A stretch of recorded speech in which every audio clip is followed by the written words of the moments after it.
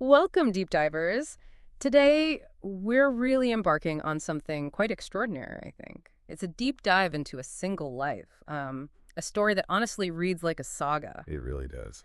You've shared this incredibly powerful account with us. It's a case study, and our mission really is to unpack this individual's journey, decades long, Yeah. filled with just incredible hardship, violence, despair, and then somehow this profound, unexpected transformation. Mm. So we're here to pull out the most important nuggets of wisdom, trying to understand the deep currents of cause and effect that shaped this remarkable life. And what's so fascinating here, I find, is how this narrative gives us more than just like a sequence of events.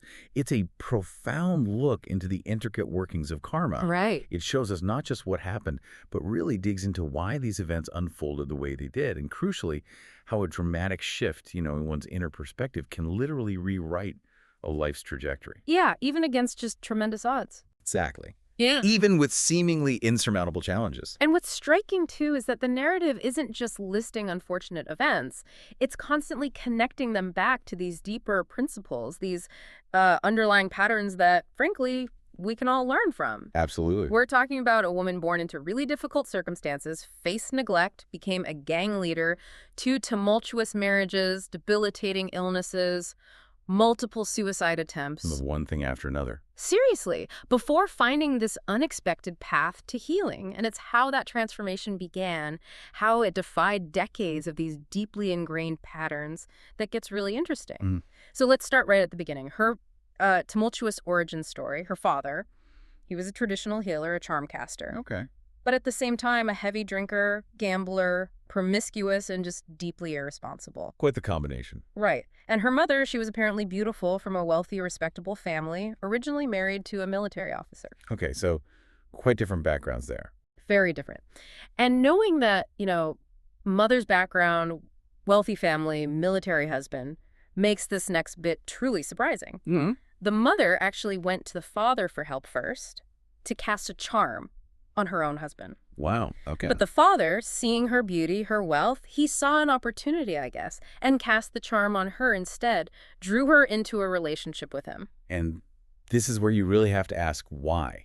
Mm. Why would the mother be susceptible to that, given her background? Exactly. And the sources, they point to a shared karmic connection, something from before this life. A past life. Yes. Yeah. In a past life, the father, who was also a charm caster back then, was hired by the mother, who was actually a man in that life, to cast a charm for someone else. Whoa. So that prior action, that entanglement with charm casting, it created the karmic link, the opening, you could say, for her to be enchanted in this life. Incredible, like setting a trap for herself centuries later. It's a powerful illustration, isn't it, how these energies, these intentions can echo across lifetimes. So her very conception, her childhood, was steeped in this conflict.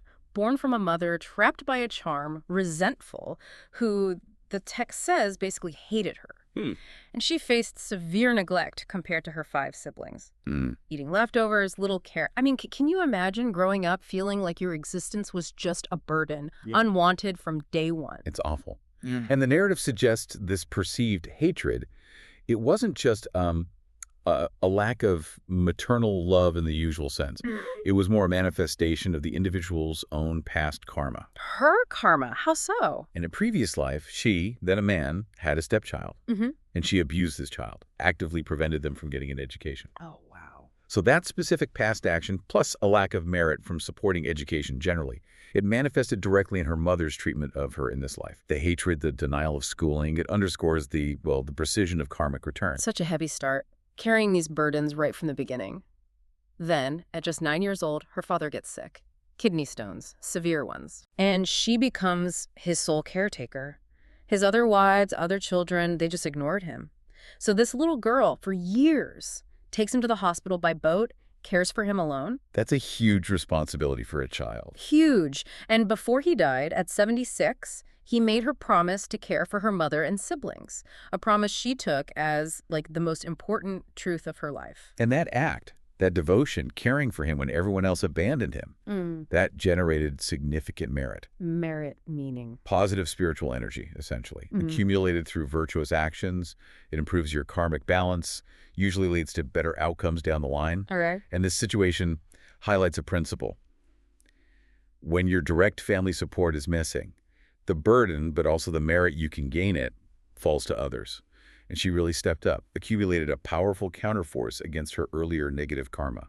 That's a really profound thought, that even in suffering, these acts can sow seeds for later. Absolutely. So after her father's death, she's 13. Pulled from school, she'd only finished Pete 1, like first grade. Barely any school. Right. Pulled out to work. She gets a job as a gardener. But her maternal family, the wealthy ones, they were shamed, ordered her mother to stop her. Social pressure, yeah. And the mother tries to kick her out, but she stays, honoring that deathbed vow to her father. Holding on to that promise. Living in what the sources call a thug's den, facing daily abuse from her mother. It hardened her. She developed this tough, masculine sort of demeanor. Understandable in a way. And it led her to become a gang leader. For self-protection, basically. She was apparently tall and strong. And the karmic imprint here is quite clear, again, a recurring theme. How so? The sources link her aggressive personality, her leadership qualities, directly to a past life. She was a male gang leader then, too. Prone to drinking, promiscuity. Wow, another direct echo. Exactly. And that karmic pattern, that energy, and it also helps explain why she landed in such a challenging, volatile environment this time around. It reflected her own past habits. It's almost paradoxical, though. Even as a thug, she had this strict code. Never started violence, never stole. But if someone cheated her, watch out. Could have rough justice. Yeah. Like at 13, denied wages for gardening. She just demolished the whole garden. Whoa. And another time, her younger brother got ganged up on 4 guys. She led her own group of 4 to retaliate, dealt with each attacker one-on-one. Fierce loyalty there. Definitely protected. But then the narrative reveals these really shocking acts, violent confrontations with monks. This is a critical point. She hit one monk with an oar, made him bleed. Another time, pulled a monk's robe, punched him repeatedly in the face. Oof. She apologized later, but then vowed to hate monks until the day she died. Chilling. Yeah, we need to understand the karmic weight here. Hitting a monk, in Buddhist cosmology, that's considered an extremely severe transgression. How severe? The sources state it leads directly to birth in a specific Mahanarok, a great hell, intense suffering, described as being beaten with hot iron hands. Oh my God. And it doesn't stop there. There are cycles through other lower realms after that. A giant-handed ghost, hands like burning iron leaves. Then lifetimes as animals hunted, abused. Then finally, back as a human but constantly beaten, sickly, born into violence, perpetuating the cycle. Why so severe? Because in her mind, fueled by that hatred, she didn't see them as sacred figures. She saw them as adversaries. And that perception, that intention behind the act, carries immense karmic consequence. It's a stark reminder of the impact of our actions. Just incredibly intense. It makes you wonder, can you ever break free from something that heavy? What can someone even do? Well, it means understanding that even these deep patterns aren't, set in stone. The advice given isn't just a checklist. It's a process of transformation. Okay. Let go of the past. That's not just forgetting.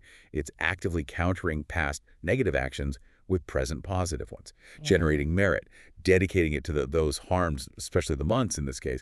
It's like consciously shifting the balance, paying a spiritual debt, and to practice Dharma diligently until one can clearly see and maintain the inner Buddha image. Yeah. That's about reorienting your entire consciousness towards inner purity, peace, changing the lens through which you see reality, moving from seeing adversaries to seeing or trying to see that inner light. That makes sense. It's about the process, not just ticking boxes. Okay, moving to her personal life. Her first marriage, arranged by her mother to a man twice her age. And guess what? He mirrored her own past karma again. Promiscuous, irresponsible thug. Brought other women home. The pattern repeats. Led to divorce, naturally. But then he demanded 20,000 baht from her. She paid it. Okay. But then he came back demanding it again. She refused, said the money was for her child this time. So he harassed her relentlessly, beat her, stole her money. Just awful. And here we see kind of twofold karmic thing happening. How so? Well, the husband mirroring her past as a thug, that's one direct reflection. But the relentless harassment, that seems directly tied to the broken promise about the money. The second time she refused. Yes. It shows how even current actions, reneging on a promise, can create immediate karmic results that pile on to existing problems. It just kept compounding. Overwhelmed by all this, plus another family issue, a younger brother's wife got pregnant while still in school. She made her first suicide attempt, took pills. Her older brother found her. So much pressure. Then her second marriage. Trying to escape the first one, maybe? But tragically, it was a repeat. Promiscuous, gambling, lying husband. Oh, no. She did have a son with him, though, but the poor child suffered from a severe blood disorder. In desperation, she vowed to ordain him as a novice monk if he recovered. And he did. She fulfilled the vow. Okay, that's significant. The son's blood disorder. The sources attribute that to her past life as a thug, extorting protection money. Taking from others. Exactly. The suffering he endured reflected the suffering she inflicted for money. But the fact he recovered suggests that specific karma was weakening. Maybe due to other merit, like caring for her father, it allowed her vow to work. Karma isn't always absolute, you see. There's potential for change. That's a glimmer of hope, I guess. But the family tragedies just kept coming. Her older sister-in-law died of pneumonia. 6 months later, her brother, the husband of the woman who died, just drank himself to death out of grief. Left his 7-year-old son in her care. Another burden. And these are stark examples of individual karma playing out. The sister-in-law's pneumonia. Linked to a past life where, as a man, she tied a thief to a post by the sea, let the tide drown him slowly. Oh, horrible. Like suffocation. Feared by the lung condition. And the brother's alcoholism. A pattern across many lives of drinking himself to death. Trapped in these cycles, each person's own intricate story. And then, around 2000, her own health crisis hit. Aggressive uterine cancer. Oh, dude. Couldn't afford radiation, so she just chose to wait to die at home. Immense pain, swelling, bleeding, just unimaginable suffering. Horrific. In total despair, she made her second suicide attempt. Took 80 paracetamol pills. 80? Yeah. Slept for 3 days, but didn't die, miraculously. But she got this idea. It didn't work because she hadn't done a proper ritual. So later, on a full moon night, she performs this really macabre ceremony. What'd you do? Lit 16 incense sticks, candles, red flowers at a T-junction. Called out to Faya Makarach, the Lord of Death, asking him to take her. A direct appeal to death. Yeah. And then this really haunting thing happened. 3 days later, an owl lands on her roof, hooting. She tries to shoot it, but an insect flies in her eye. Yeah. She looks in a mirror to get the insect out, sees her reflection, but with no head. No head. No head. She fainted from shock, never even got the chance to, die by her own hand again. This incident, it really highlights the power of the mind in extreme distress. The sources say the Lord of Death was aware of her wish, but it just wasn't her time. There was still merit, maybe, holding her life thread together. So the owl, the headless reflection. Likely coincidences and hallucinations, brought on by her intense desire to die. Her mind, under such duress, created its own terrifying reality, not actual spiritual signs in that sense. That makes sense. It shows how powerful our psychological state is. And her cancer, the repeated suicide attempts, there's a comic explanation for that, too. Indeed. Directly linked to her past as that promiscuous thug. She caused other women such profound heartbreak, such despair, that they attempted suicide. Inflicting that same kind of pain. Exactly. Her actions caused deep emotional wounds, now reflected back in her own suffering, physical and mental. But her survival, despite those repeated attempts, that points to protective merit. Protective merit. From what? From previous associations with the Sangha, the Buddhist community, monks, nuns, dedicated practitioners, past good deeds connected to them created this, spiritual safety net, a lifeline, even in her darkest moments. That protective merit. That lingering good is amazing. Okay, so the real turning point, the dawn of transformation. Around 2003, her daughter and grandson are in a bad car accident. Daughter gets a fractured skull, loses her sense of smell and taste. While caring for her daughter for a year, she starts reading Dharma books. Interesting. And that accident, too, was karmically linked. Of course it was. How? Past life again. Her daughter, then a male friend, and her grandson, also a male friend, helped her when she was a man assault someone. The daughter specifically used a stick, caused a fractured skull. A direct, specific echo to this life's injury. Wow. The exactness is often quite striking in these accounts. So the Dharma books she started reading were from Wat Phra Dhammakaya. Now, despite her lifelong hatred and fear of monks and temples, she actually called them for details. That took courage, considering her history. Right. A monk called her back, explained karma, invited her to make merit. She didn't go herself at first, but sent her daughter and grandson. They met a monk there who seemed to bring light to their family. Slowly, her family started going to the temple. Her grandson eventually became a novice monk. He's now studying at a Dutanga center. Specialized meditation center, yeah. But even with this opening, her own problems didn't vanish. July 2004, third suicide attempt, ended up in a mental hospital. Still struggling deeply. By November 2004, her health was worse than ever. No one really there to care for her. Her younger brother still abusing her and their elderly mother. Just rock bottom, it sounds like. Then came the breakthrough, the moment. Her novice grandson came home for military registration stuff. She drove him back to the Dutanga Center, and there she met an Ajarn, a master monk. Okay. He just poured out her story. The 10-year battle with terminal cancer, kidney disease, diabetes, the intensifying pain. And the Ajarn's advice was so simple, almost gentle. Try meditation. Let go of life. Visualize a chicken egg in the center of her stomach. A chicken egg, not a Buddha. Right. She couldn't visualize a Buddha image because of that deep-seated hatred of monks. The egg was a neutral starting point, accessible. Okay. And as she followed his instructions, the egg, it slowly became clear, transformed into a bright, clear crystal sphere right there in her abdomen. And she felt this immense joy. Wow, just like that. It seemed so. This is really the pivotal moment. The Ajarn told her, cherish this sphere through consistent meditation.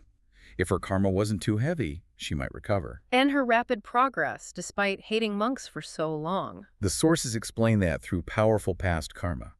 Eons ago, apparently, she had ordained as a monk herself, practiced Dharma extensively, reached high levels, but then disrobed out of negligence. So it wasn't totally new. Exactly. It was like reconnecting with a deep, dormant spiritual capacity. This Dharma DNA, you could call it, a spiritual blueprint from past practice, activated right when she needed it most. Dharma DNA, I like that. It explains the almost instant shift and the physical healing that followed. It's just astounding. Truly remarkable. Remember, just before meeting the Ajarn, she'd prepared poison for a fourth suicide attempt. Right. But after feeling that inner light, that joy from meditation, everything changed. Her 10-year illness started improving progressively. A month later, doctors were amazed. Kidney disease, diabetes, completely gone. Later, a liver contusion caused by the cancer also disappeared. She was declared out of danger. Her life completely turned around. And this incredible physical healing, it's attributed not just to her reactivated Dharma practice from her past life as a monk, but also to merit from encouraging people in this life or past ones to release animals and fish, giving the gift of life. So multiple streams of good karma coming together. Precisely. It shows this powerful link between spiritual practice, accumulated merit from various good deeds, and profound physical well-being. Purifying the mind through meditation literally impacted her physical body, weakening or neutralizing those negative karmic effects. And the ripple effect, it went beyond her own health, didn't it? Oh, absolutely. Her daughter, who used to hate her, became caring, called frequently. Amazing. Her younger brother, the alcoholic abuser, walked in on her chanting one day, sat down, and just started chanting with her. No way. Yeah. Even a relative who deeply despised her heard about her change, sent 8,000 baht for medication, offered more if needed. That's incredible. Just the total shift in her relationships, too. And now she watches Dhammakaya channel daily, nurturing that inner light, that path she found. It's a story that vividly illustrates how deep personal transformation, rooted in practice and resolving past karma, can impact everything. Physical health, broken relationships. It can even shift the energy around those close to you. Yeah. It really shows how interconnected we are through this web of karma, and how even the most stuck patterns can be reshaped by dedicated inner work. So what does this all mean for you listening right now? This deep dive, this single extraordinary journey from just immense suffering and karmic debt to healing and peace. It's a powerful testament, isn't it, to how karma works and the transformative power of finding that inner peace, that inner practice. It reminds us that no matter how tough things seem, a shift in our inner world can lead to reshaping our outer reality. And this case study, it gives compelling answers to some of those hard why questions we face in difficult times. It pushes us to think critically about cause and effect, not as abstract ideas, but as real forces. Yeah. And it highlights the potential for absolutely anyone to shift their destiny by understanding and applying these principles, even so unburdened by really heavy past actions. And maybe the most provocative thought to leave you with is this. If such a dramatic transformation was possible for her, someone who endured so much, who committed such serious transgressions, what untapped potential for healing, for peace, for positive change lies dormant within your own life story, waiting for you to discover it, to activate it. Something to reflect on. Definitely. Thank you for joining us on this deep dive. We really hope this exploration offers you some new perspectives, maybe a few aha moments to carry into your own journey.